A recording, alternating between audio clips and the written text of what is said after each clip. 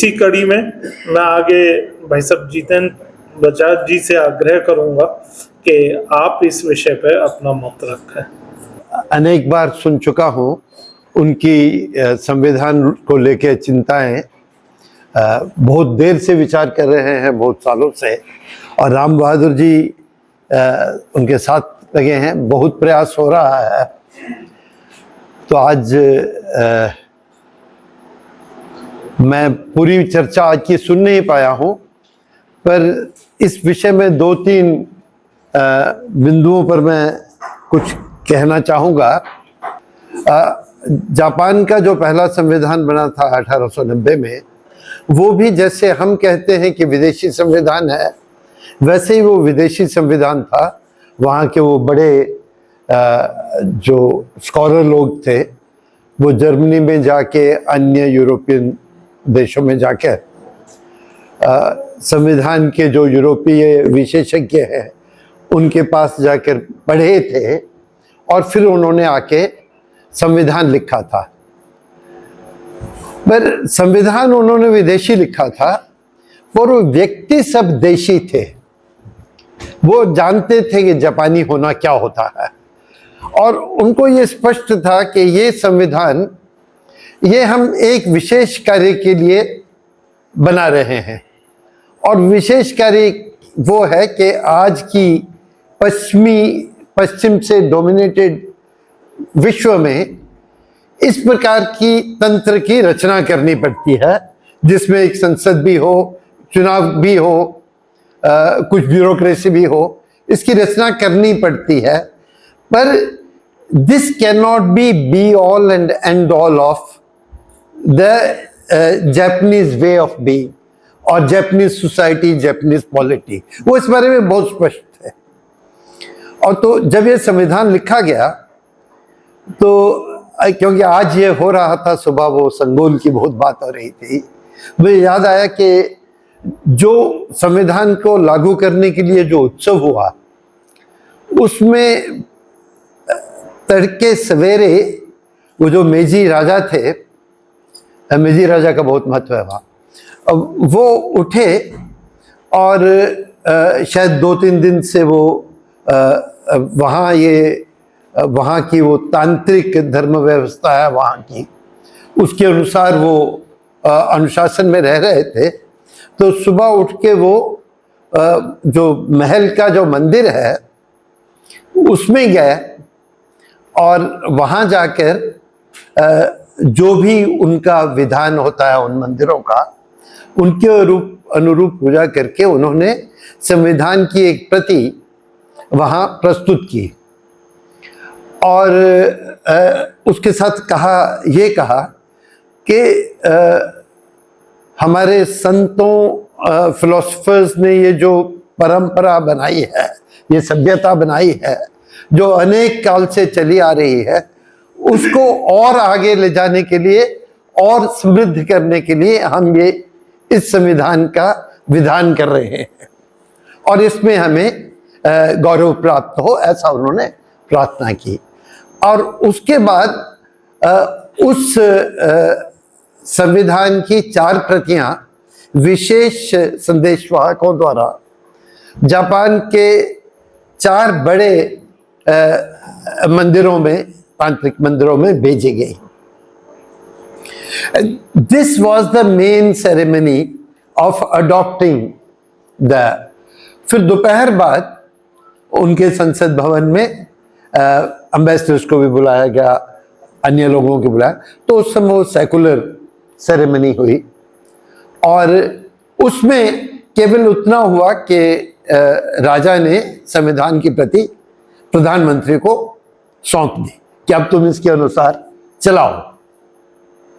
तो मुझे याद आ रहा था कि हम कुछ तो करने लगे हैं उस दृष्टि से कि ये संविधान सेकुलर है, जो भी है, ये एक छोटी, एक लिमिटेड व्यवस्था है। इससे पूरा भारतीय जीवन इससे चलेगा ऐसा मान के नहीं चलना चाहिए, उसमें संकट होता है। Bharatiya Jeevan, Bharat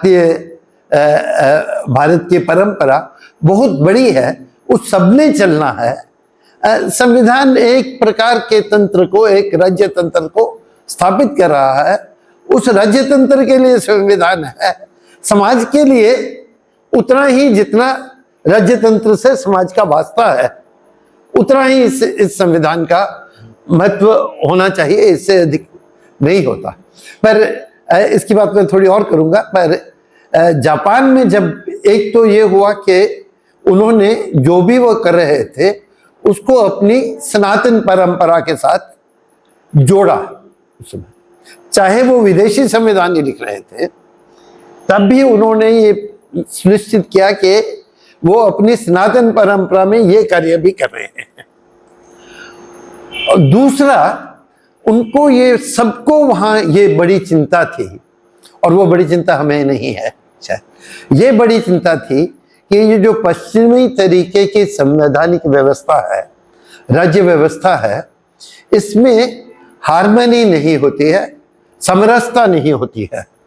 it's built on adversarial parties, जो एक दूसरे के साथ मुकाबला करेंगी, ऐसे पक्षों पर आधारित है ये।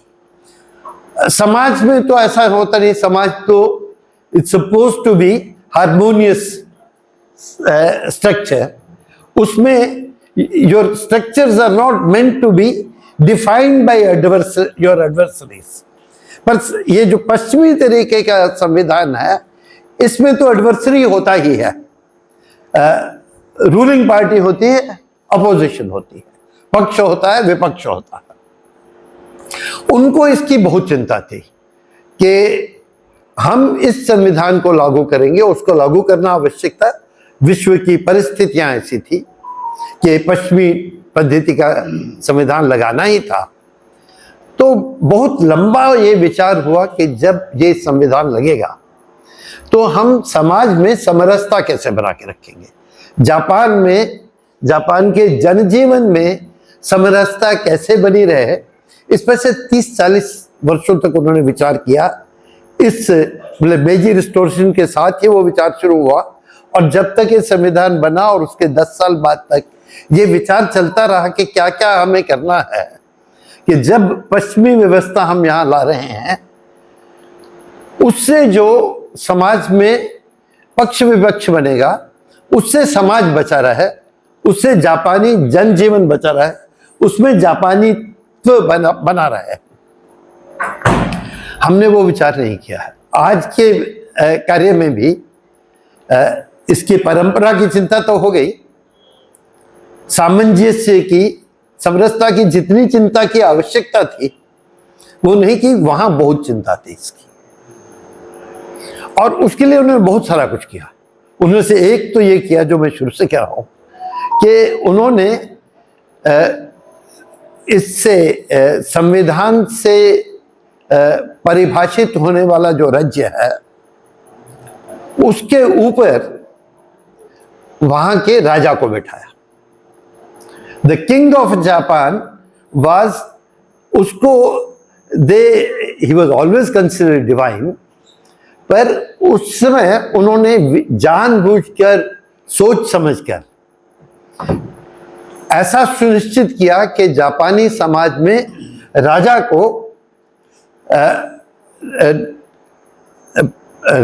को परमात्मा का प्रतीक माना जाए। केवल प्रतीक नहीं, एक्चुअली प्रतिनिधि, राजा ही ऐसा माना जाता था।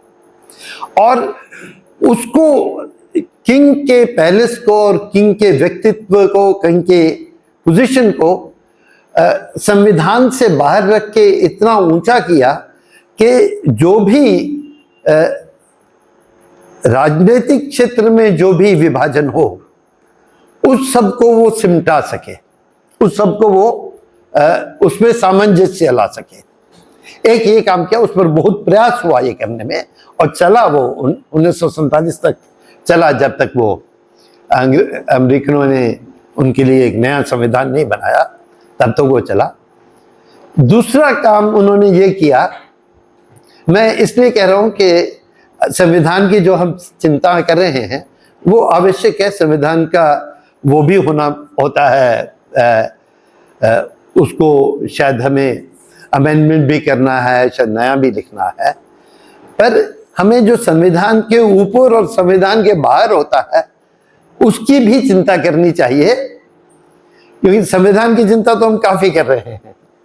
पर उनका दूसरा उन्होंने बड़ा काम यह किया कि जब उन्होंने संविधान लिखा वो पश्चिमी दृष्टि से लिखा गया था, पश्चिमी भाषा का उपयोग उसमें हुआ था।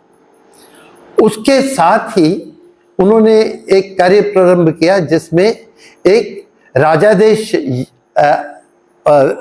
प्रसारित होना था, रॉयल सब्स्क्रिप्ट, जिसमें ये कहा जाना था कि जापान के लोगों से आधुनिक काल में क्या अपेक्षाएं, जापान के लोग कैसे होंगे आधुनिक काल में, किस प्रकार वो अपना चरित्र गढ़ेंगे, कैसे वो बनेंगे। ये दोनों काम उन्होंने इसलिए किए, राजा को बनाना और रॉयल इंस्क्रिप्ट इशू करना, दोनों इसलिए थे कि जापान में हार्मनी, समरसता बनी रहे। और वो स्क्रिप्ट पढ़नी चाहिए।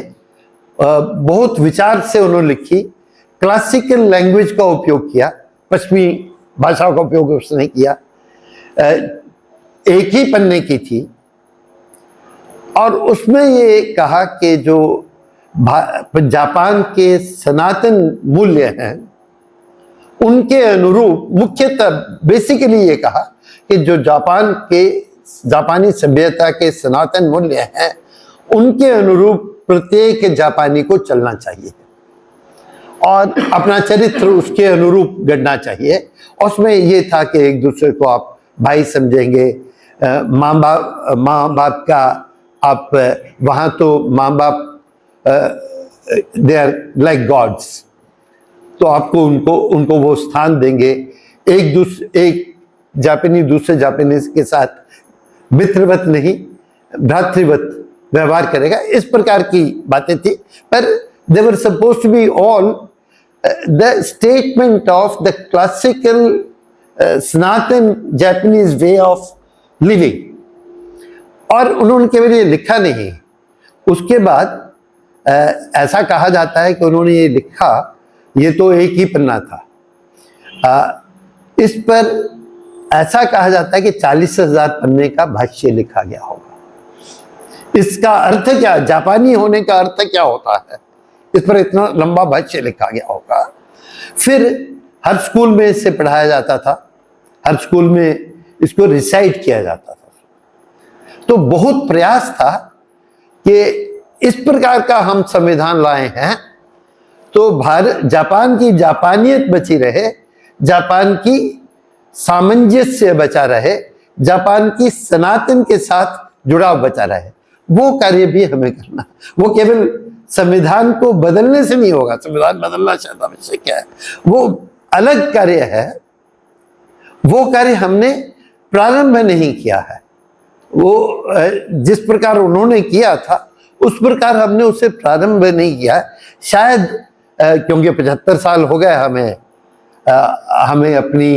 हम भारतीय क्या होता है इसकी शायद चेतना बड़ी होगी, क्योंकि औपनिवेशिक काल में तो संभ्रम पैदा ही हुआ था और पढ़े लिखे लोगों में तो अभी भी है, पर साधारण लोगों में ये समझ वापस आने लगी होगी कि भारतीय होना क्या होता है।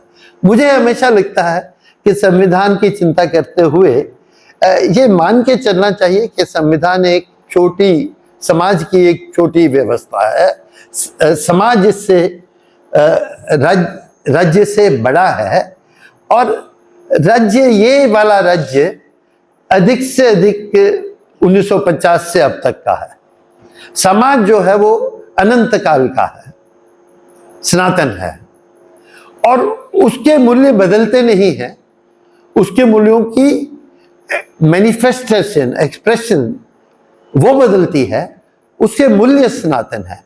और हम सब लोग, भारतीय लोग, हम वास्तव में सौभाग्यशाली हैं कि भारत के सनातन मूल्य क्या हैं उसके ऊपर हमारे पास बहुत विस्तृत साहित्य उपलब्ध है। ऐसा साहित्य जिसकी हम पूजा करते हैं, जिसको हम रोज पढ़ते हैं। अब पढ़ना भूल गए होंगे, पर वो इसीलिए पढ़ा जाता है कि याद कीजिए कि आप कौन हैं, आपको कैसे जीना है, आपको समाज कैसे चलाना है, उस समाज में राज्य क्या होता है, राजा क्या होता है, वो सब सोचिए। जब आप वो चेतना आ जाएगी तो ये संविधान अपने आप गौन हो जाएगा। अपने आप नहीं होता, कुछ होने लगेगा, वो कार्य चल पड़ेगा कि ये गौन। बाकी जो चिंताएं हम इसकी कर रहे हैं वो तो हैं ही। सबसे बड़ी बात यह है जो जगमुनि जी भी कह रहे थे, अब ये जापान में भी कहा गया, वो अन्य जगह भी कहा जाता है कि आधुनिक संविधान जो बनते हैं वो उनमें यूरोप को छोड़ दीजिए या अमेरिका को, जिनके वो संविधान है मूलतः, अन्य देशों में जब आधुनिक संविधान बनाया जाता है वो विदेशी ही होता है। उसमें देशीपन लाना कठिन है, क्योंकि एक विदेशी व्यवस्था हम विश्व भर पर थोपी गई है ऐसा करने के लिए, तो उसमें विदेशी विचार ही दिखेंगे आपको। पर यह चिंता है, क्योंकि मैं जो पढ़ता हूँ, यहाँ के विजयनगर के राजाओं के बारे में ये कहा जाता था, और शायद कुछ राजा आप भी करते हो, कि सुबह जब उठते थे तो पहला कार्य उनका ये होता था कि कोई आके उन्हें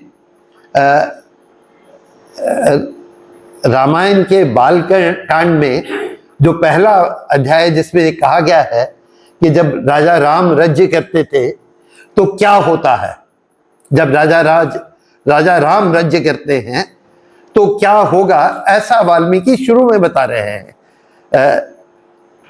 उसका वो हर रोज वो सुनते थे, क्योंकि वैसा ही राज्य बनाना है और राजा के लिए आवश्यक है सुबह सुबह उसका स्मरण कर ले। उसके बाद फिर विभिन्न बंद करता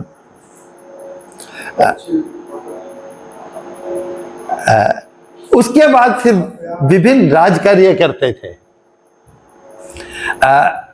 तो उस प्रकार का संविधान तो हम जब हमारे मन में ये बैठ जाएगा कि हमने वैसा राज्य बनाना है, तब वैसा संविधान हम बना लेंगे। इस संविधान में क्या परिवर्तन करना है, बहुत सारी चीजें नहीं, मैं बंदी करने वाला 2 मिनट में करता हूँ। उस पर रामभद्र राय जी से भी कई बार चर्चा हुई, अनेक बहुत सारी चीजें जो इसी संविधान में बहुत सारी बदली जा सके। पर मुझे लगता है कि जो बड़ा बदलने वाला है वो तो राज्य के प्रति, संविधान के प्रति जो हमारी भावना है और अपनी परंपरा, अपनी सनातन समाज के प्रति जो भावना है उसको बदलना है। महात्मा गांधी, ये बजरंगबली जी बार बार कहते थे कि ये तंत्र है, इसमें संविधान के ऊपर लोक नहीं है, पर वास्तव में ये संविधान तो तंत्र का संविधान है। आप संविधान अगर पढ़े हैं तो उसका 3/4 भाग तो तंत्र को स्थापित करने की व्यवस्था लिखी गई है कि न्यायपालिका ऐसी होगी, न्यायपालिका के ये अधिकार होंगे, कार्यपालिका ऐसी होगी, कार्यपालिका के ऐसे ये अधिकार होंगे, ये कर्तव्य होंगे। यही है अधिकतर तो संविधान। 80% शायद संविधान तंत्र स्थापित कर रहा है, और वास्तव में विश्व के अन्य संविधानों में ऐसा होता नहीं है। वो जैसे अधिकतर संविधान विश्व के 30-40 पन्ने के होते हैं, क्योंकि बेसिक लॉ लिखा जाता है, प्रिंसिपल्स लिखे जाते हैं। भारत का संविधान हम सब स्कूल में पढ़ते हैं कि it's the longest constitution of the world. और उसका कारण है कि संविधान लिखने का एक उद्देश्य ये था कि जो तंत्र अंग्रेजों ने यहाँ स्थापित किया हुआ था वो विखंडित ना हो, उसके अधिकार कम ना हो, वो चलता रहे उनके जाने के बाद भी। तो उस तंत्र को उन्होंने 1935 के एक्ट में लिख दिया था कि ये तंत्र है, और उसको संवैधानिक स्वरूप हमने दे दिया, क्योंकि अपना संविधान जो है 1935 का गवर्नमेंट ऑफ इंडिया एक्ट है, उसके आधार पर ही बने, उसमें थोड़ा 10-20% जोड़ा गया है, बाकी वही है बाकी। तो ये तो तंत्र का ही विधान है अपना संविधान। इस केवल वो शायद फंडामेंटल राइट्स वाला चैप्टर जोड़ा गया है, कुछ 2-3 चैप्टर और जोड़े गए होंगे, पर मुख्यतः ये तंत्र का ही संविधान है। अपना हम लिखेंगे, अपना जब तंत्र बनाएंगे, वो जिस तंत्र की बजरंग मुनि चिंता कर रहे हैं उससे भिन्न होगा, क्योंकि भारत में मैं बस ये आखिरी बात कर रहा हूँ, ये महात्मा गांधी ये जानते थे कि भारत की ये विशेषता है कि यहाँ पर ये जिसे हम सार्वभौमिकता कहते हैं, सोवरेनिटी कहते हैं, वो किसी एक में, किसी एक केंद्र में, किसी एक व्यक्ति में स्थापित नहीं होती। Every Indian Partex of the sovereignty of India and he, वो रामायण में कहा गया है कि जब राजा रामचंद्र राज्य करते हैं तो राजवंश अनेक गुना हो जाते हैं, क्योंकि the sovereignty gets distributed very widely. Every Indian carries the some अंश of sovereignty in him, just he carries some अंश of divinity in him. Divinity and sovereignty are always together. So Mahatma Gandhi बहुत ये बात करते थे, क्योंकि हम मानते हैं कि हम सभी में परमात्मा का अंश है, इसलिए हमारे में अपने को पर तंत्र अपने पर अपना तंत्र चलाने का अधिकार भी हम सबको है। तो उस प्रकार के तंत्र की महात्मा गांधी ने व्याख्या की है कि वो बनता कैसे है, उस पर कभी विचार कर लेना चाहिए। पर मैं कहना केवल इतना चाहता हूँ कि ये संविधान, ये जो है, ये विशेष कार्य के लिए है। कितने सालों के लिए इसकी आवश्यकता है वो हम सोच सकते हैं। ये तंत्र, ये संविधान, जो तंत्र यहाँ स्थापित था औपनिवेशिक काल में, उसको चलाए रखने के लिए था। उसमें इतना आग्रह था कि संविधान में सुप्रीम कोर्ट के जजों ने बैठक की और संविधान सभा को लिख के भेजा कि आप जो भी करो संविधान में, पर एक तो हमारे अधिकारों में कोई कमी नहीं आनी चाहिए और हमारे वेतन में कोई कमी नहीं आनी चाहिए। और उनके वेतन को संविधान के एक शेड्यूल में डालना पड़ा, और इसलिए अब उनका जब वेतन बढ़ाया जाता है तो संविधान में संशोधन करना पड़ता है। तो इस प्रकार से ये तंत्र का संविधान था, तंत्र को विधान करने के लिए संविधान बना था। हमें इसे बहुत काम आया है अभी इतने साल। कभी ये परिवर्तन करना पड़ेगा, तो वो आज बहुत केवल कुछ आर्टिकल्स बदलने से नहीं होगा, उसका विचार ही बदलना पड़ेगा। पर जब तक वो नहीं होता और उसका अपना समय आएगा, तब तक हमें ये याद रखना चाहिए कि समाज केवल संविधान नहीं है, समाज और परंपरा बहुत बड़ी है। हम उनको जागृत कर ले तो संविधान को बदलने का समय आ जाएगा। नमस्कार। आज के विचार मंथन की इस कड़ी को आगे बढ़ाते हुए retired major general Shri CM Seth जी से आग्रह करूंगा कि वो इस पर अपना मत रखें। चलता फिरता 80 साल का इतिहास हूँ। 5 साल का था जब पार्टीशन हुआ था। लाशें देखी हैं, घर छोड़े हैं, और उसके बाद में कई दिन रोटी नहीं मिली, खाना नहीं मिला। और फिर देखा लाइन लगती थी कपड़ा लेने के लिए। एक पजामे का मिलता था पीस या कुर्ते का। और हमारी माताएं और बहनें उस वक़्त सेकेंड वर्ल्ड वॉर की जो पैराशूट थे, जो रेशम के होते हैं, वो हमें मिले। उनकी रस्सियां काट काट के उन्होंने अपनी सलवारें और कमीज़ें बनाई। ये देश था। तो आज हम बात करते हैं, बहुत अच्छा है, इतनी तरक्की हुई है और इसके लिए हमें अपना ये सौभाग्य मानना चाहिए।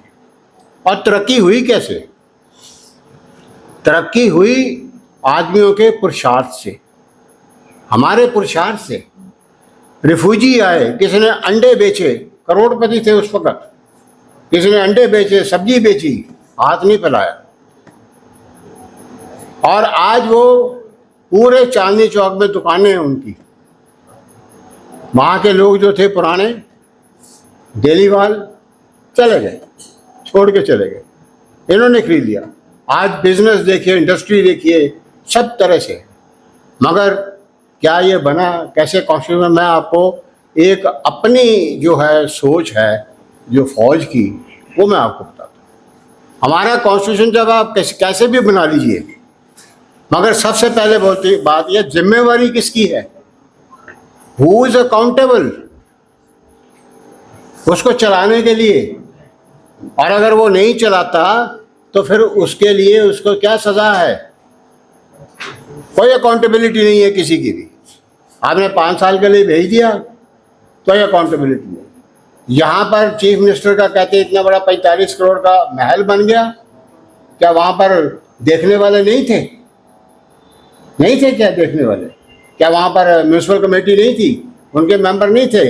असेंबली के मेंबर नहीं थे? आज कहते जी बन गया, तो बनने क्यों दिया? किसने उसको बनने दिया? तो सबसे पहले बात होती है कि चाहे कैसा भी आप, अकाउंटेबिलिटी नहीं होगी। और अकाउंटेबिलिटी कौन करता है? या तो आपका शास्त्र करेगा आपको, या तो आप 84 लाख जोनी में बिलीव करिए कि आप अगले जन्म में अगर अच्छा काम नहीं करें, कुत्ता भी बन सकते हैं, बिल्ली भी बन सकते हैं। ये जो था, ये हमारे ऊपर एक अंकुश था जो हमारी संस्कृति ने हमारे ऊपर लगाया हुआ था। और यहाँ फिर अंकुश लगाए जुडिशरी। अब जुडिशरी का बाद आप एक केस कर लेते हैं तो चलता जाता है, आदमी ने कमा लिया, ठीक है, बेल पे बेल मिली जा रही है, उसको क्या फर्क पड़ रहा है? बेल पे बेल मिली जा रही है, वो तो 25-30 साल का उसने मजा मार के चला गया। तो ये जो अकाउंटेबिलिटी है, ये कौन करेगा?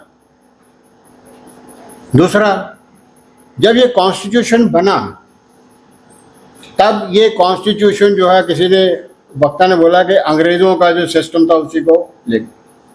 आप अगर कॉन्स्टिट्यूशन कैसे बना अमेरिका का, उसकी कहानी पढ़ें तो आपको पता लगेगा कि उन्होंने कोई भी चीज़ जो ब्रिटिशर्स की थी, जब उनको हराया, उन्होंने अपने देश में लागू नहीं किया। आप नीचे स्विच करके ऑन करते हो, अमेरिका वाले जैसे आप ऑफ करते हो वैसे करते हो। आप लेफ्ट चलते हो, अमेरिका में राइट चलते हैं। उन्होंने पर्पसली वो सारी चीज़ें हटा दी जो कि ब्रिटिशर्स के टाइम पर थी। और कैसे वो कॉन्स्टिट्यूशन बना, उन्होंने अपने तरीके से बनाया, अपने तरीके से बनाया। आप बताइए मेरे को, इतना बड़ा हिंदुस्तान है, तो क्या एक कॉन्स्टिट्यूशन, एक सुप्रीम कोर्ट काफ़ी है उसके लिए? क्या वो 1 लाख लोग पूरी हिंदुस्तान से आते हैं सुप्रीम कोर्ट में ये भुगतने के लिए तरीके रोज? इतना बड़े हिंदुस्तान के लिए क्या हमारे पास हर स्टेट में सुप्रीम कोर्ट क्यों नहीं हो सकती? जुडिशरी ज़्यादा बताता कि इंसाफ तो मिले 10-15 दिन में। फिर मैं देखता हूँ कैसे करप्शन होती है, कैसे वो पूरा अपने आप को पैसा जमा करके वो कहता है जी मैं तो बना लूँगा। आप म्यूनसिपल कमेटी की कोई अकाउंटेबिलिटी नहीं है, वो खड्डे हैं, उसी के ऊपर आपका विधायक भी जा रहा है, चीफ इंजीनियर भी जा रहा है, उसको खड्डा महसूस नहीं होता? नहीं, कोई ना कोई जब तक बोलेगा नहीं, कोई पत्रकार ने बोलेगा, फोटो नहीं भेजेगा, कोई अकाउंटेबिलिटी नहीं है। सर हम बात क्या कर रहे हैं? आप जब आपकी अकाउंटेबिलिटी नहीं होती है तो फिर आप मनमानियाँ करते हैं। कॉन्स्टिट्यूशन तो बहुत बढ़िया बना हुआ है, इसमें आप अमेंडमेंट भी ला सकते हैं। दूसरा, जब गांधी जी ने बोला था कि भाई अभी तो कांग्रेस पार्टी है, उन्होंने बोला भाई इसके 2 टुकड़े कर दो, एक नेहरू जी और एक पटेल जी। तो शुरू से ही हमारे पास 2 पार्टी सिस्टम होता कि नहीं होता? एक स्ट्रांग सिस्टम होता, स्ट्रांग नेता होते, मगर नहीं, एक पार्टी चलती रही, उसका कोई अपोजिशन नहीं है। फिर बीच में कोलेशन आ गई, फिर कोलेशन ने ऐसा बेड़ा गर्क किया कि सोना रखना पड़ा गिरवी, सोना गिरवी रखना पड़ा। अब बताइए कि इतने बड़े ये कोलेशन का विधान क्यों होना चाहिए? अभी कई वक्ता ने बोला भी एक बार अगर आप किसी पार्टी से चुने जाते हो तो शपथ खाओ। शपथ क्यों खाओ? आप ये प्रावधान ही हटा दो ना। कभी जो आप कोलेशन नहीं है तो अपने आप क्या होगा कि कंट्री में दो पार्टी सिस्टम बनने लग जाएंगे। बिकॉज जब वो छोटी छोटी पार्टियों को पता कि हमारी से ही नहीं है, हम कोलेशन फॉर्म ही नहीं कर सकते, तो दो पार्टियां बनेंगी। दो पार्टियां बनेंगी तो सिस्टम ठीक होएंगे। दूसरी बात ये है कि ये जो अब हमारी गवर्नमेंट या नेहरू जी की गवर्नमेंट या इंदिरा गांधी जी की गवर्नमेंट 37 और 40% के वोट के बीच में खड़ी थी। आज की जो गवर्नमेंट है 37% वोट पे है सेंटर में, इसका मतलब है 63% तो उसके अगेंस्ट हैं। फिर ये लोकतंत्र और जनतंत्र फिर कहाँ हुआ? जो सरकार के खिलाफ है 67% तो बाहर बैठे हुए हैं, तो कहीं वो सरकार चल सकती है कि नहीं चल सकती? इसलिए एक मैंने सवाल सुझाव दिया, अमेंडमेंट होनी चाहिए कि 51% से कम जो वोट लेता है वो he should not be elected. आप ये कर देंगे तो ये जो जातिवाद, ये जो शेड्यूल कास्ट के, ये रिजर्वेशन की कोई ज़रूरत नहीं है, क्योंकि कोई भी वर्ग जो है वो 51% किसी कॉन्स्टिट्यूंसी में नहीं है। और ये 51% जो है ये आप फ्रेंच देख लीजिए और उसका आप यूएसए के कॉन्स्टिट्यूशन में देख लीजिए, 51% से कम नहीं होता तो री इलेक्शन 5 हुए, कोई किसी का 51% नहीं आया तो ठीक है, 1 और 2 का दोबारा इलेक्शन होगा। कुछ साल तक हमें इसकी प्रॉब्लम आ सकती है, मैं कहता हूँ। मगर ये सिस्टम फिर ये छोटी छोटी पार्टियाँ, एक वोट से जी सरकार गिर गई वाजपेयी जी की, वो कारगिल हो गया, मुशर्रफ साहब ने कारगिल कर दिया, 500 हमारे अफसर जवान मर गए उनको निकालने में। तो जब गवर्नमेंट सर वीक होती है तो प्लीज़ ये तब बातचीत से ये काम नहीं चलता है। वीक गवर्नमेंट होती है तो आपके दुश्मन आपको देख रहे हैं। आपको 65 का अटैक क्यों हुआ था? कि लोगों ने समझा कि शास्त्री जी वीक हैं।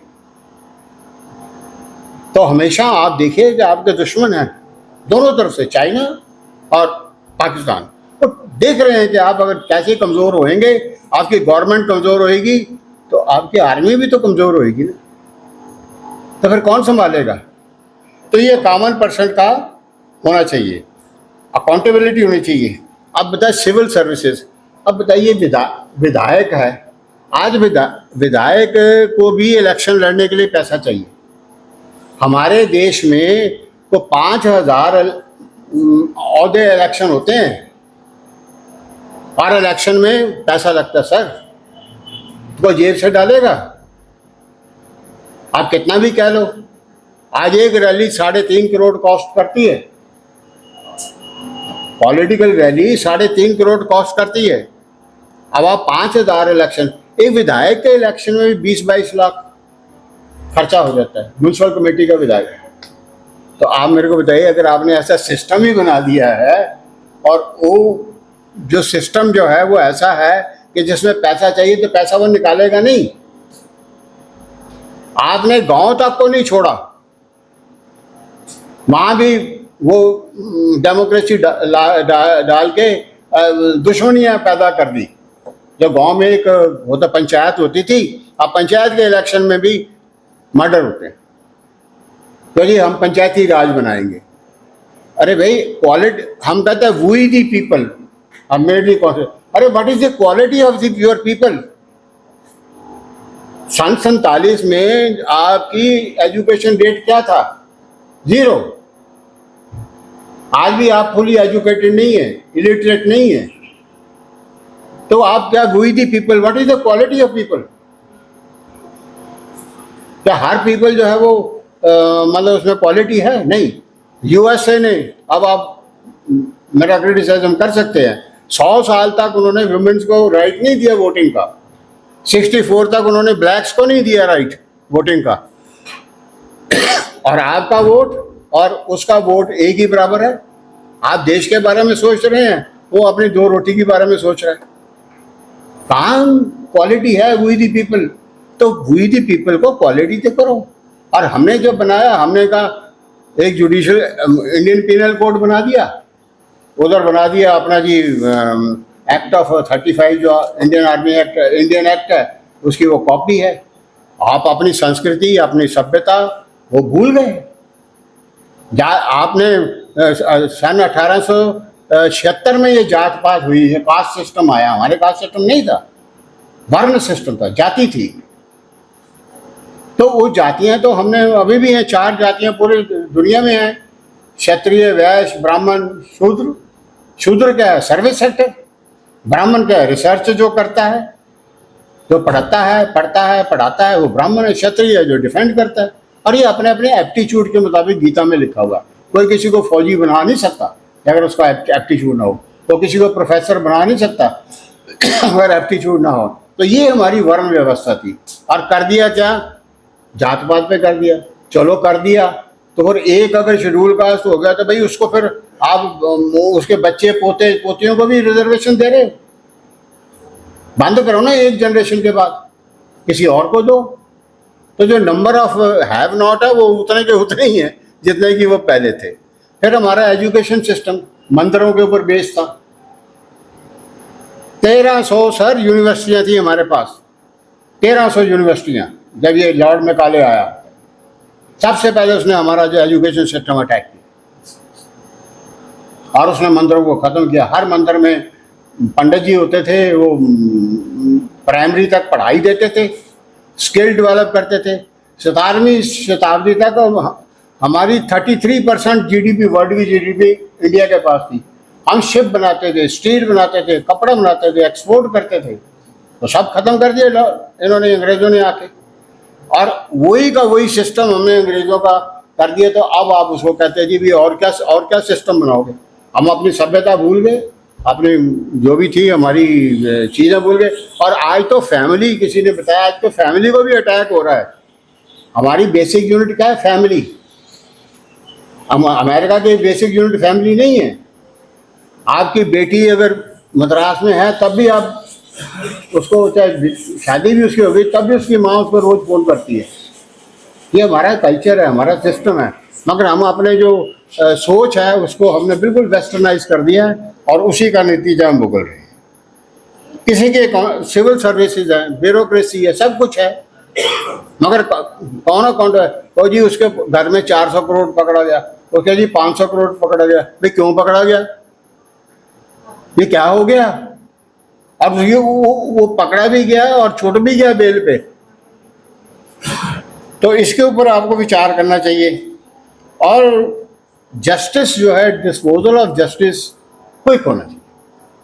जब तक हम अपनी अदालतें, एक डिस्ट्रिक्ट में एक अदालत क्यों जी? 5 क्यों नहीं हो सकते? हम तो 140 करोड़ हैं। और आप फॉलो कर रहे हो इंग्लैंड की बात। वहाँ तो सुबह से 4 घंटे में पूरा इंग्लैंड ऊपर से लेकर नीचे तक बंदा ट्रैवल कर सकता है। हमारा देश सर डिसेंट्रलाइजेशन, हमारा खाना हर स्टेट का अलग है, लैंग्वेज अलग है राष्ट्र, तो मतलब संस्कृति एक ही है, मगर खाना पीना रहना सोचना सारा लैंग्वेज अलग है। हमें अपने कॉन्स्टिट्यूशन में अगर आप अमेंड करेंगे, प्लीज़ इसको डिसेंट्रलाइज करिए, स्टेट्स को और पावर दीजिए। वो बेचारे सेंटर में आके हाथ जोड़ के खड़े रहते हैं जी 5000 करोड़ दे दो। अच्छा, तो अपोजिशन पार्टी का है, नहीं देते, तो मरा कौन?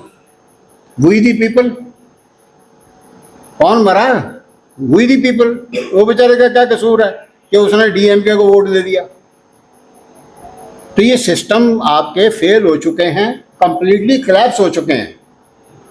आप इसको डिसेंट्रलाइज करिए, स्टेट्स को दीजिए, भाई कमाओ और खाओ।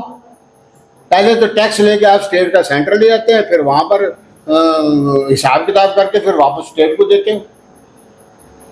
तो कुछ ऐसा सिस्टम होना चाहिए जैसा कि यूएसए का सिस्टम है। ठीक है, 3-4 बातें मैं सेंटर में रखूंगा, बाकी तुम जानो, तुम्हारा काम जानो। सारा सिस्टम जो है वो ठीक हो जाएगा। अब एक आदमी को धक्के खाने पड़ते हैं। पहले पंचायती राज होता था, कोई कसूर गांव में करता था तो उसको वहीं पर सजा होकर खत्म हो जाती थी। अब वो अदालतों के चक्कर लगाता रहता है। अच्छा, हमारा पुलिस तंत्र देख लीजिए, ये जो ऑर्गेनाइजेशन है सब कॉन्स्टिट्यूशन के निकाले हुए हैं ना। अब आप कहते हैं एविडेंस, अब एक गुंडा है, उन्हें मर्डर कर दिया, कौन बताओ उसके खिलाफ देगा? कौन देगा उसके खिलाफ गवाही? तो उसको क्या प्रोटेक्शन है? उसको क्या प्रोटेक्शन है? क्या वो इंडियन पिनल कोड से वही चलेगा? इतने आपके माफिया और ये वगैरह सब खड़े हो गए। क्यों खड़े हो गए? They have exploited your system. Constitution में कोई कमी नहीं है, उन्होंने ये सिस्टम को एक्सप्लॉइट कर लिया अपने बेनिफिट के लिए। आप जो मर्जी करते रहे। उसके बाद में सर कुछ नहीं होने वाला, कुछ नहीं होने वाला। मैं आपको बताता हूं, जब तक कि पब्लिक प्रेशर नहीं होगा। आपको हर डिस्ट्रिक्ट में ग्रुप्स बनाने पड़ेंगे, कोई भी है, कोई भी संस्था खड़ी करनी पड़ेगी जो कि काम करवाए। भाई खड्डा है, चलो हम 10 आदमी जाके चीफ इंजीनियर को मिलते हैं। हमारे पास ऐसी संस्था है, मैं नाम नहीं लेना चाहता हूँ, मगर वो सिर्फ जो संस्था जो है वो पता नहीं क्या कर रही है, सांस्कृतिक कार्यक्रम कर रही है। और सांस्कृतिक कार्यक्रम, नाच गाना हो रहा है। अरे भाई, वो म्यूनिसिपल कॉरपोरेशन के बंदों से काम कौन कराएगा? विधायक तो बैठा हुआ है, वो तो अपने 50 लाख रुपया लगा के वो ये सोच रहा है कि कहाँ काम करूँगा, वही मतलब जहाँ फायदा है मेरे को, उसने अपनी इन्वेस्टमेंट निकालनी है। इसमें झूठ क्या है? आप भी यही करोगे अगर आपको मौका मिल जाएगा तो? सर आपको प्रेशर ग्रुप बनाने पड़ेंगे हर डिस्ट्रिक्ट में, हर शहर में। अच्छा भाई, हमारी बिजली क्यों नहीं ठीक हो रही, हमारे स्कूल क्यों नहीं ठीक हो रहे? मैं एक स्कूल में गया, गवर्नमेंट में फर्नीचर नहीं है। आप जब वोट डालने जाते हैं, नेक्स्ट टाइम गवर्नमेंट स्कूल ही होते हैं ज़्यादा, उनकी ज़रा हालत देख लेना। और कहता है जी मैं 13 टीचर ऑथराइज हूँ मगर 3 हैं, मैं क्या करूँ? रोटी खिला कर मैं भेज देता हूँ बच्चों को वापस।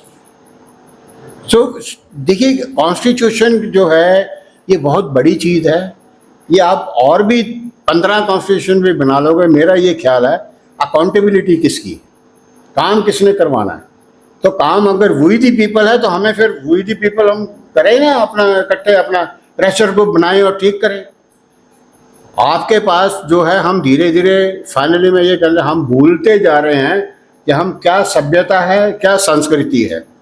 जो अमेरिका करता है वैसा ही हम करते हैं। घर टूट रहे हैं, ना कोई बाप की सुनता है ना माँ की सुनता है। बेटा जो है वो कहता बस मेरे को अभी बाप की जरूरत नहीं है। तो ये किसको है? अगर मैं आपको छोटी सी कहानी सुनाता हूँ कि चेंज कैसे आया। मैं गाजियाबाद डेवलपमेंट अथॉरिटी से फौज में था, उस वक्त कैप्टन था। तो मैं एक प्लॉट लिया था, तो मैं उसको थोड़ा सा ठीक पैसे फूसे किस्त कुछ तो नहीं भरी थी। तो वहाँ एक ये सन 76 की बात है। तो वहाँ पर क्या हुआ, एक जैन साहब थे, तो उन्होंने मेरा काम कर दिया। जैन साहब की उम्र उस वक्त तो होगी 50 साल, 50-55 साल की। तो मैंने कहा चलो जैन साहब आओ चाय पीते हैं। तो कहने लगा सर क्या बात कर रहे हो, मेरा डिपार्टमेंट क्या कहेगा, मैं रिश्वत ले रहा हूँ। These are the exact words in 1976। आप जैन साहब 54 साल के होंगे, तो वो कब के पैदा हुए, माइनस कर लीजिए 76, 1920 के होंगे ना। तो 1920 में ये संस्कार थे हमारे, और आज क्या संस्कार है, कोई बात नहीं करता। तो आज संस्कार जब तक हम अपने बच्चों को एजुकेशन में, अपने घरों में वो अपनी सभ्यता और अपनी सिविलाइजेशन के बारे में ज्ञान नहीं देंगे, तो ये देश आपके पास 10 साल है। मैं आपको वार्निंग कर रहा हूँ, 10 साल है सुधरने के लिए बस। उसके बाद में कोई और ही राज करेगा और आप पछताओगे। इसलिए प्लीज अपने घरों को ठीक करो, अपनी एजुकेशन को ठीक करो, उनको समझाओ कि हम बहुत पुरानी सभ्यता है, वैल्यू सिस्टम होना चाहिए। और आपको बताना चाहिए कि भैया तुम अगले जन्म में कुत्ता बिल्ली बन सकता है अगर तू ऐसे बुरे काम करता रहेगा तो ये सब चीज़ें जब तक हम बदलेंगे नहीं, प्रेशर ग्रुप नहीं बनाएंगे, अकाउंटेबिलिटी नहीं करेंगे, हम अपने संविधान को अच्छा बनाइए, मगर किसी को तो अकाउंटेबल होना चाहिए उसको पूरा करने के लिए। धन्यवाद। काफ़ी समय से देश के विभिन्न हिस्सों में विभिन्न समस्याओं को लेकर के निरंतर प्रवास करते रहे हमारे एक साथी प्रेमजीत सिंह सिरोही जी। मैं भाई साहब प्रेमजीत जी से आग्रह करूंगा कि संविधान को लेकर के उनका क्या मत है वो रखें। भाई साहब Premjit ji. Thank you very much. आपका बहुत बहुत धन्यवाद। मैं दिल्ली से हूँ, प्रेमजीत सिरोही, और जैसा सर ने बताया, नवीन सर ने आपको, कि मैं भी एक नए संविधान का प्रारूप लेकर चल रहा हूँ और ये विश्व लेवल का है और उसको भी जगह जगह जाके बता रहे हैं। तो आज का जो टॉपिक है संविधान का, इसमें ये बात सही है कि अभी भारत ही नहीं, किसी भी देश की जनता अपनी संप्रभुता पा नहीं पाई है। और संप्रभुता कैसे हमें पता चले कि हमें कितनी मिली कितनी नहीं मिली, किस देश को कैसे कैसे, तो ये हमें समझ में आता है हमारे परिणाम से कि क्या जैसा जीवन वी द पीपल, जैसा सर बता रहे थे, हम सब लोग जो हैं, जो भी किसी भी संविधान के दायरे में आते हैं, वो क्या वैसा जीवन जी पा रहे हैं, क्या वो जैसा चाहते हैं, स्वतंत्रता पूर्वक, कोई बाध्यता ना रहते हुए, सभी तरह से सुसज्जित, सुखपूर्वक, किसी खराब दबाव में ना रहते हुए, इस तरह का जो जीवन है जब भी हम सब लोगों को मिलेगा या जिन जिन लोगों को भी मिलेगा तो उन्हें लगेगा कि उनकी संप्रभुता है। आज भी जिनके लिए जैसे 10% लोग हैं, वो उनको ऐसा लगता है कि उनकी संप्रभुता है काफ़ी हद तक, वो जैसे जीना चाहते हैं जी लेते हैं, बाज़ार से जो खरीदना चाहते हैं खरीद लेते हैं, जो काम करना चाहते हैं कर लेते हैं, जैसे जीना चाहते हैं जी लेते हैं उनके परिवार। पर 70 से 90% लोग ऐसा नहीं कर पाते, उनके जीवन में ऐसा नहीं है। तो सीधी सी बात है, अगर परिणाम से देखें तो एज ए जनता कोई संप्रभुता लोग नहीं देख पा रहे हैं अपने संविधान में। और इसका सीधा सा प्रारूप है, सीधा सा इसका कारण है कि संविधान जो है वो जनता ओरिएंटेड नहीं है, उसमें जनता की सीधे भागीदारी नहीं है, बहुत दूर से और घुमा के है कि जन प्रतिनिधियों के रूप में, जैसा बुजरंग सर ने भी बताया कि लोगों की सीधे भागीदारी नहीं है, वहाँ प्रतिनिधि चले जाते हैं और फिर वो वहाँ देखते रहते हैं उसमें जो भी कुछ करना है। अब चूंकि वो वहाँ जाते हैं तो सीधी सी बात है, सबसे पहले वो अपना हिसाब किताब देखेंगे, उसके बाद जनता का देखेंगे, क्योंकि वो भी बहुत सारी जगह फंसे हुए हैं। तो एक ऐसा तंत्र जो जनता को लगे कि उनके लिए है, केवल लिखने भर से नहीं बल्कि परिणाम से भी। और ऐसा ही एक प्रारूप मैं दे रहा हूँ नए संविधान में, और इतने आसानी से, क्योंकि लोग ऐसा सवाल उठाते हैं कि अगर जनता को आप डायरेक्ट डेमोक्रेसी आप करोगे या जनता की सीधे भागीदारी करोगे तो भाई वो इतनी समझदार नहीं है, इतनी ज़्यादा पढ़ी लिखी नहीं है, वो संविधान को ऐसा बहुत कुछ समझती नहीं है, वो कैसे उसमें पार्टिसिपेट करेगी। तो इसका एक तरीका मैंने निकाला है, बड़ा सिंपल सा, और वो लाइक डिसलाइक के आधार पर निकाला है, पसंद नापसंद के आधार पर, जिसमें बुद्धि का कोई बहुत रोल नहीं है। उससे भी संविधान में उनकी सीधे भागीदारी हो जाएगी। अब कैसे हो जाएगी इसको मैं शॉर्ट में बता रहा हूँ, बाकी आप मेरा यूट्यूब चैनल है ULM हिंदी, वहाँ इन सारी चीज़ों पर विस्तार से आप वहाँ जाके देख सकते हैं।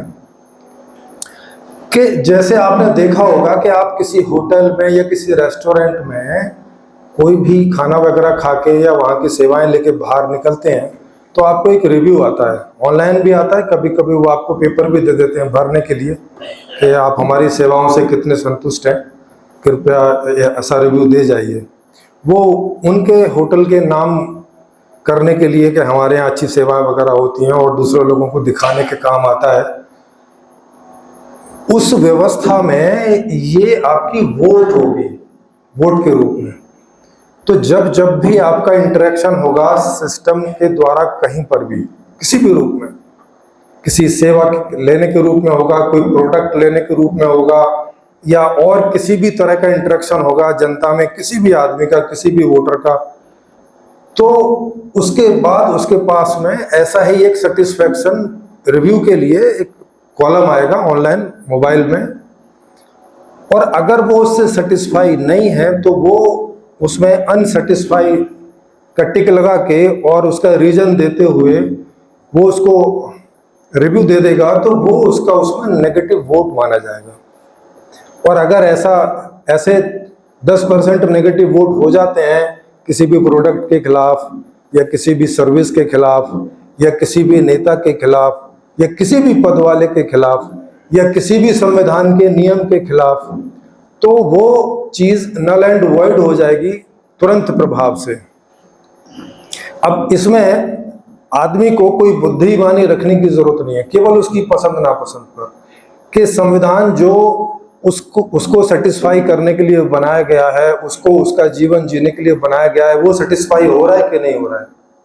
तो अगर वो सेटिस्फाई हो रहा है, क्योंकि सेटिस्फेक्शन तो हर आदमी अपना जान सकता है कि मैं कोई बात से सेटिस्फाई हो रहा हूं कि नहीं हो रहा हूं, ये हर आदमी समझ सकता है, इसके लिए अलग से बुद्धि की जरूरत नहीं होती, ये आदमी अपने अनुभव से समझ जाता है हर एक लेवल पर।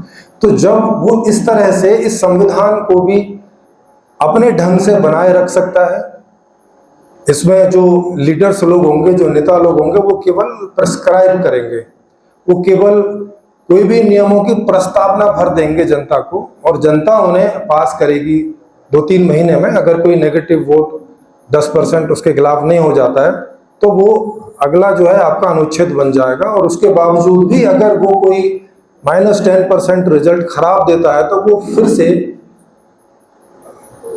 जो समिति हैं उनमें चला जाएगा, जो जांच समितियां हैं जो इन चीज़ों को देखती हैं कि इसमें क्या प्रॉब्लम हो रही है, जनता को क्या प्रॉब्लम हो रही है, किस बात से हो रही है। तो इस तरह से पूरा संविधान ही नहीं, संविधान का हर एक अनुच्छेद ही नहीं, बल्कि सारे पद और सारे प्रोडक्ट एंड सर्विसेज सबको जनता पसंद और नापसंद के रूप में अपनी तरफ से ये बताती रह सकती है हमेशा कि वो सेटिस्फाई है कि सेटिस्फाई नहीं है, इस आधार से। तो इसमें कहीं भी बुद्धि का, किसी के विशेष बुद्धि का कोई बहुत उपयोग नहीं है इस बात के लिए। बाकी जो बुद्धिमान लोग हैं वो सब उसमें बुद्धिमानी का कार्य करते रहेंगे उस हिसाब से कि जनता जैसी जैसी डिमांड करती जा रही है, या जनता का जैसा जैसा रिव्यू होता जा रहा है। होटल वगैरह भी सब ऐसे करते रहते हैं कि उनके जैसे रिव्यू आ रहे हैं वो उस हिसाब से अपने होटल को डेवलप करते जाते हैं, और वो होटल जो है लोगों के लिए ज़्यादा और ज़्यादा सेटिस्फाई होने लगता है। जबकि उस होटल का इस्तेमाल करने वाले लोग होटल के बारे में कोई नहीं जानते, उसका ना कोई वो प्रबंधन जानते हैं, ना कोई उसका बायलॉज जानते हैं, वो कुछ नहीं जानते, पर वो अपना सेटिस्फेक्शन जानते हैं, और वो रिव्यू के द्वारा अपना सेटिस्फेक्शन हमेशा बताते रहते हैं होटल प्रबंधन को, और होटल प्रबंधन उस हिसाब से बढ़िया होटल प्रबंधन करता रहता है। ना इसमें किसी बहुत विशेष ईमानदार आदमी की जरूरत पड़ती है, ना कोई नैतिकता, ना कोई मानवता, इस तरह के किसी इशू की जरूरत नहीं है। अगर आप ये सारा जनता के ओरिएंटेड कर देते हो पसंद नापसंद के आधार पर, तो आपकी सारी व्यवस्था इससे सुचारू रूप से एक सही दिशा में संचालित होती रह सकती है सदा के लिए, और ये सदा ऐसा बना रहे।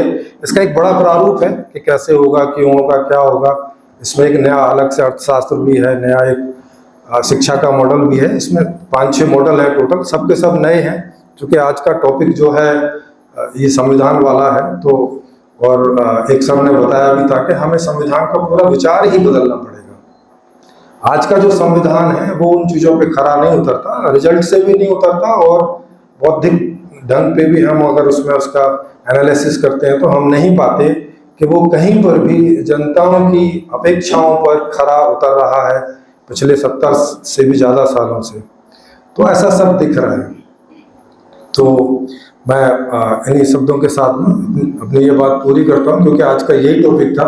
और एक बार फिर से बता दूँ, ज़्यादा डिटेल में इन हर चीज़ों को देखने के लिए ULM हिंदी चैनल है यूट्यूब, वहाँ पे जाके आप इन पे वहाँ 600 से ज़्यादा वीडियोस पड़े हैं और वहाँ विस्तार से इन सब चीज़ों को जान समझ सकते हैं। और आप खुद भी पार्टिसिपेट कर सकते हैं। वहाँ लाइव चर्चाएं चलती रहती हैं रोज, लगभग कोई भी उसमें वक्ता बन के भी आ सकते हैं, क्वेश्चनर बन के भी आ सकते हैं, किसी भी तरह से।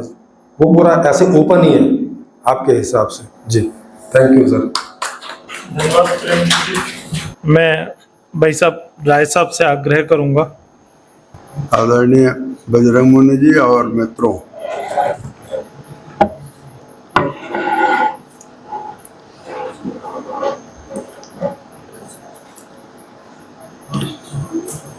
जितनी चर्चा अभी आज हुई है, मेरी नज़र में बहुत सार्थक चर्चा थी और मुझे कुछ ज़्यादा उसमें जोड़ने की ज़रूरत नहीं लग रही है। केवल कुछ सूचनाएं जिनसे हो सकता है कि आप में से कम लोग वाकिफ़ हो, तो वो मैं देना चाहता हूँ। जैसे आज से 12-14 साल पहले जितेंद्र बजाज जी ने एक पहल की और करीब 5 महीने तक इन्होंने संविधान की औपनिवेशिक पृष्ठभूमि पर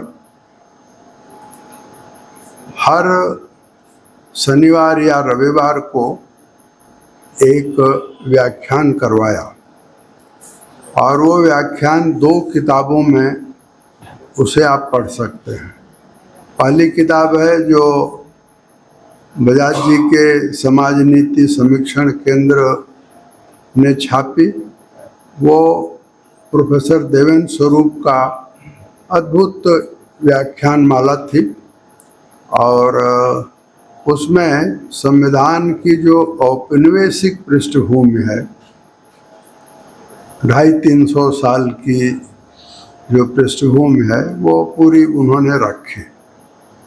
उसी व्याख्यान माला में मैं भी अक्सर नहीं, हर अवसर पर उपस्थित था, लिखता था और लिखने के बाद एक लेख के रूप में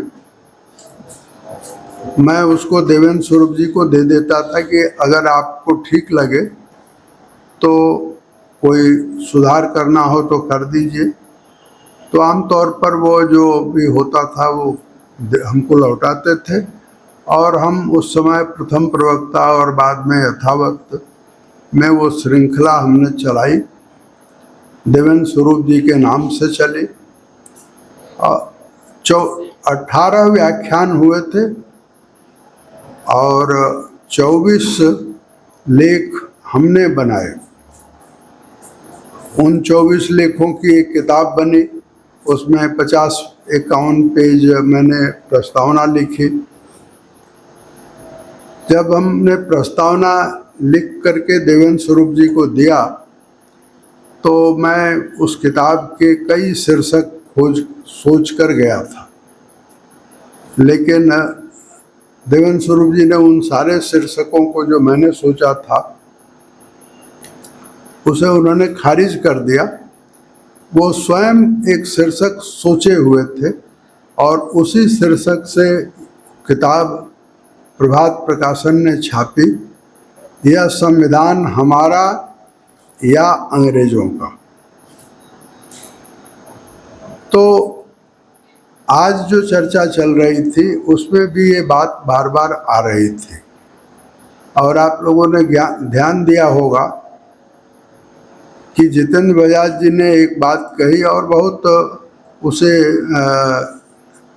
बहुत कहना चाहिए कि ध्यान से समझने की ज़रूरत है कि ये ठीक है कि संविधान की एक औपनिवेशिक पृष्ठभूमि है, लेकिन इस संविधान को भारतीयों ने बनाया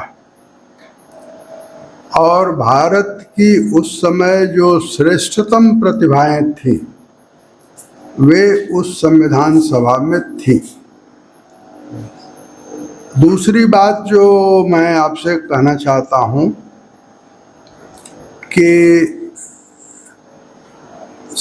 संविधान सभा में कांग्रेस के टिकट पर लोग चुने जरूर गए थे, लेकिन 30-35 नाम उसमें ऐसे थे जिन्हें महात्मा गांधी ने स्वयं प्रपोज किया था, जैसे डॉक्टर राधाकृष्णन, और ऐसे स्वयं हिंदू अखबार के जो उस समय के करस्पॉन्डेंट थे, उनका नाम है बी शिवा राव। और अगर आप संविधान के बारे में कुछ बनने की प्रक्रिया के दस्तावेज खोजना चाहें तो बी शिवा राव ने जो एडिट की है framing of the Indian constitution, 4 मोटे वॉल्यूम में, 4 मोटी किताबों में वो पूरे दस्तावेज हैं।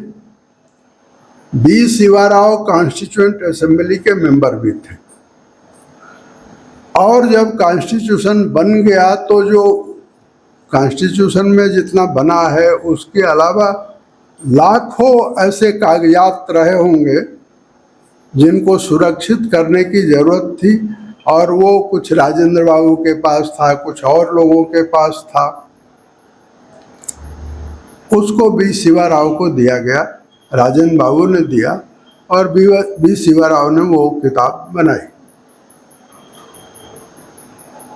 तो आज जो संविधान है उस संविधान को एक समय ऐसा था जब मैं भी कहता था कि इस संविधान को समुद्र में डुबो दो।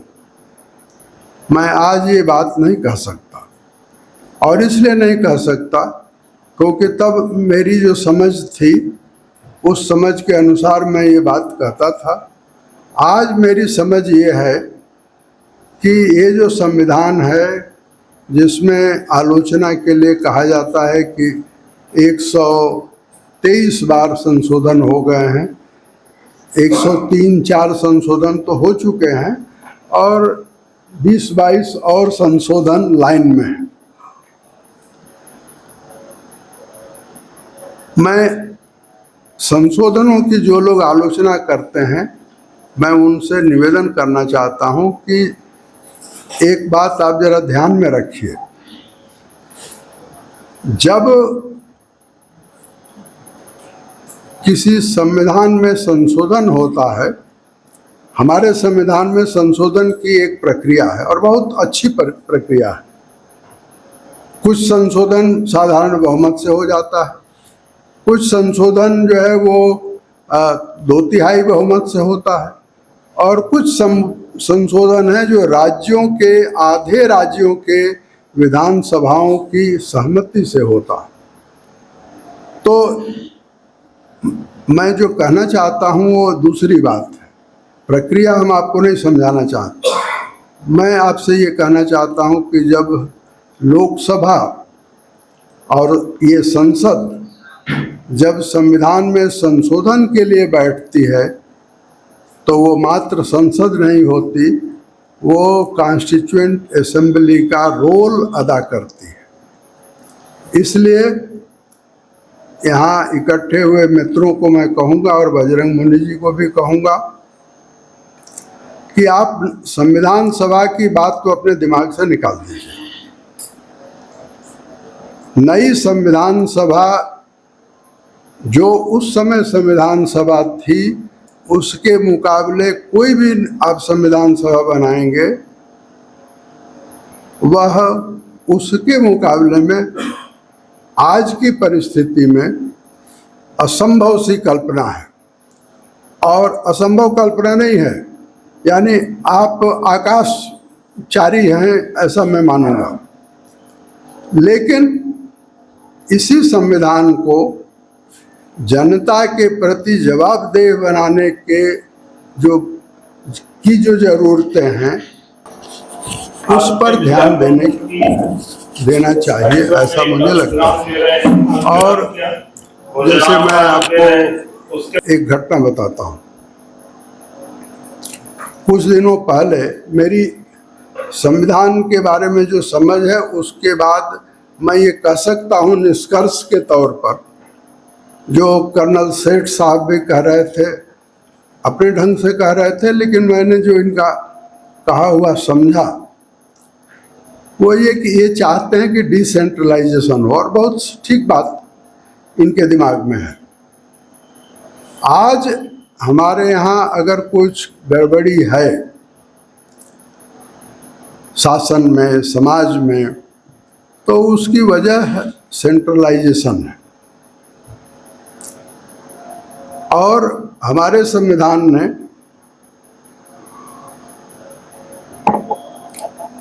मैं इसका श्रेय पीवी नरसिंह राव को दूंगा।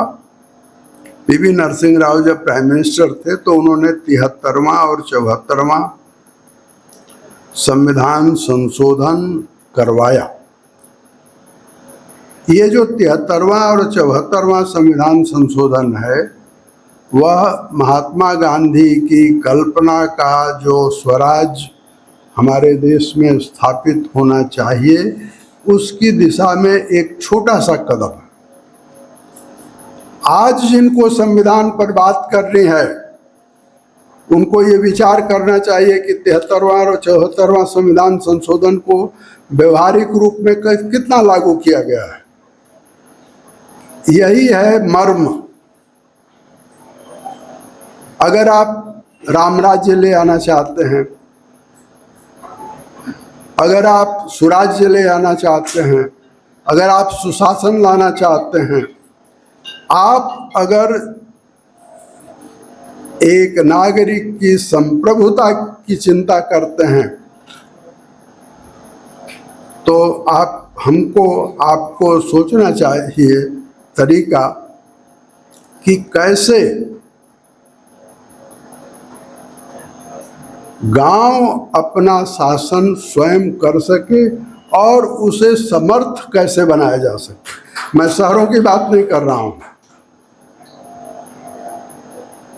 और इसीलिए मैंने कहा आपसे कि मैं एक घटना आपको सुनाना चाहता हूं।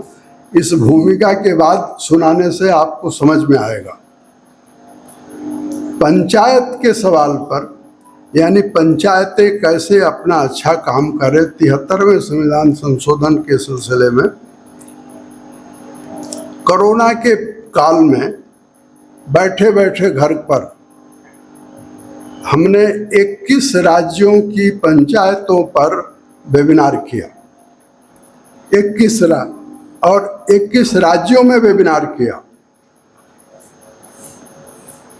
कोरोना जब समाप्त हो गया तो पिछले दिनों, कुछ महीने पहले की बात है, आज के जो पंचायत मंत्री हैं गिरिराज सिंह, उनकी उपस्थिति में जो लोग वेबिनार में शामिल हुए थे 21 राज्यों के, उनको हमने निमंत्रित किया।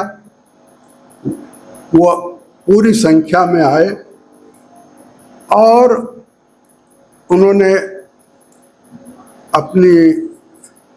अपने अनुभव बताए। उनके बाद जो आखिर में मंत्री के बाद मैं अध्यक्षता कर रहा था, तो मंत्री के बाद मुझे बोलना पड़ा या बोलना था और बोला। तो मैंने जो कहा उसको दोहराने की यहाँ जरूरत नहीं है, परंतु जिस वाक्य ने हर पंचायत के सरपंच को जो वहाँ आए थे, उन्होंने उसको मंत्र की तरह ग्रहण किया और हमको बार बार वो फोन करके बताते भी हैं। मैंने उनसे कहा, मैंने पंचायत के लोगों से नहीं, केंद्र के बैठे हुए पंचायत मंत्री से मैंने कहा, और पंचायत के सेक्रेटरी भी थे। और आज भी मैं आपसे कहना चाहता हूं कि ब्यूरोक्रेसी में अगर आप लोकतंत्र को समझने वाला कोई एक व्यक्ति, ब्यूरोक्रेसी में आप किसी एक व्यक्ति को खोजना चाहें तो सुनील कुमार सिंह हैं, जो आज पंचायत के सेक्रेटरी हैं। बजरंग मुनि जी जिस भाषा में, जिन शब्दों में बात करते हैं, उससे ज़्यादा सशक्त भाषा में वो व्यक्ति बात कर रहा है और पूरे देश में पंचायत प्रणाली को ठीक करने की कोशिश कर रहा। परंतु वहाँ जो मैंने कहा कि गांव की पंचायतें अपना निर्णय स्वयं कर सके, इसकी मैंने कहा, और मैं ये समझता हूँ कि यही यथार्थ है कि अगर गांव पंचायतों को, गांव के लोगों को हमारे यहाँ कैसा स्कूल बने, कैसी सड़क बने, कैसी शिक्षा हो, कैसे उद्योग धंधे हों, इसका फैसला गांव के लोग अगर स्वयं कर सकें और करने की उनको इजाज़त दी जाए, तो जो सेठ साहब कह रहे थे कि विकेंद्रीकरण होना चाहिए, वो विकेंद्रीकरण तभी साकार होगा। और इसमें जो सबसे बड़ी बाधा है, जिसकी तरफ हमने उस दिन साफ साफ शब्दों में कहा, इशारा नहीं किया, साफ साफ शब्दों में कहा, उसे मैं आज भी दोहराता हूँ कि जिलाधिकारियों से पंचायतों को मुक्त कराने का आंदोलन चलना चाहिए।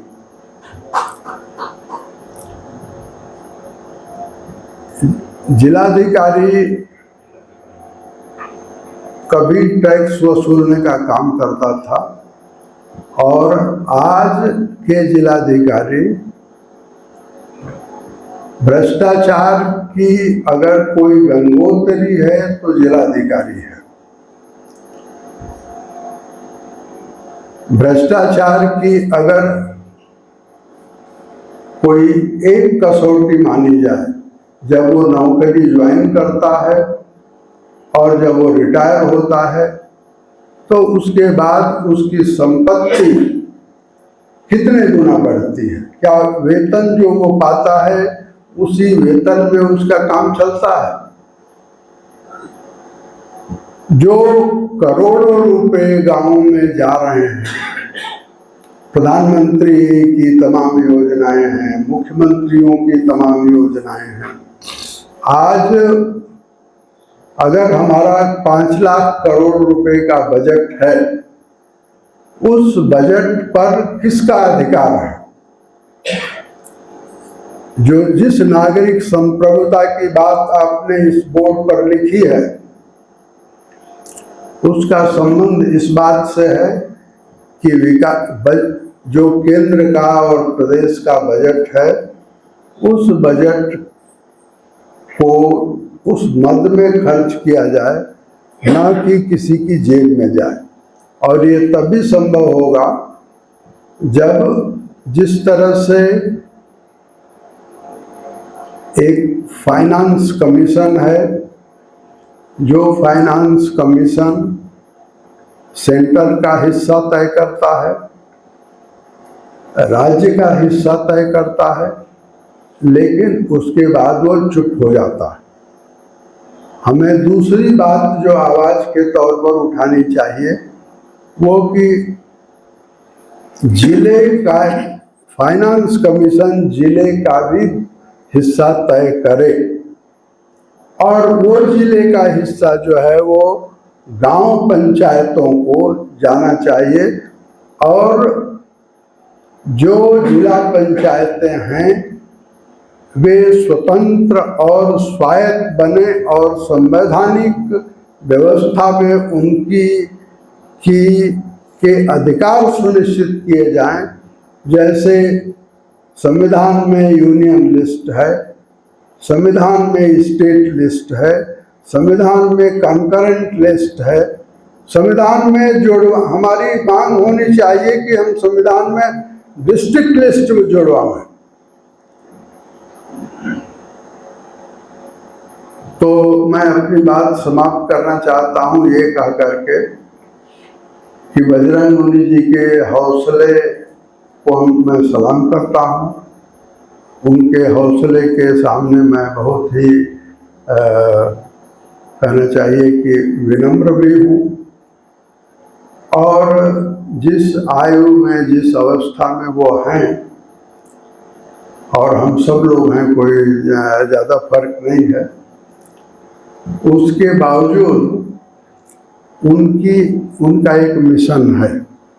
और इस मिशन में हम सब लोग बजरंग मुनि जी के कार्यकर्ता के रूप में काम करें, ऐसी चर्चाएं हों। और जैसे मान लीजिए ये प्रेमजीत सिंह सिरोही हैं, मैं इनकी इसलिए प्रशंसा करना चाहता हूँ क्योंकि नई टेक्नोलॉजी से इन्होंने संविधान के अवेयरनेस का एक तरीका खोजा है। मैं नहीं जानता कि अभी इन्होंने उसमें क्या डाला है, क्या नहीं डाला है, इनकी पूरी बात भी मैं सुन नहीं पाया हूँ, लेकिन इन्होंने सोचा है, ये कुछ कर रहे हैं, ये अपने आप में ही एक अच्छी बात है। इस तरह के नौजवान इकट्ठे हों, संविधान पर, नई संविधान सभा की बात करेंगे, आप भटक जाएंगे। हमको, हमारे पास ये बहुत समय नहीं है।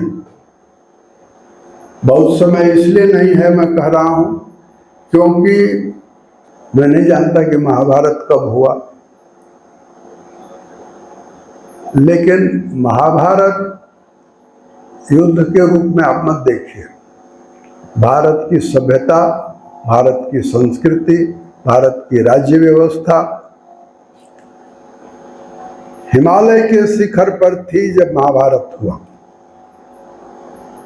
और महाभारत के बाद हमारे यहाँ जो उदासी आई, उदासीनता आई, उसके कारण हम गुलाम हुए। ये मेरी समझ है। और आज हम महाभारत के काल में खड़े हैं। वैश्विक परिस्थितियाँ ऐसी हैं जो किसी भी दिन महाभारत हो सकता है।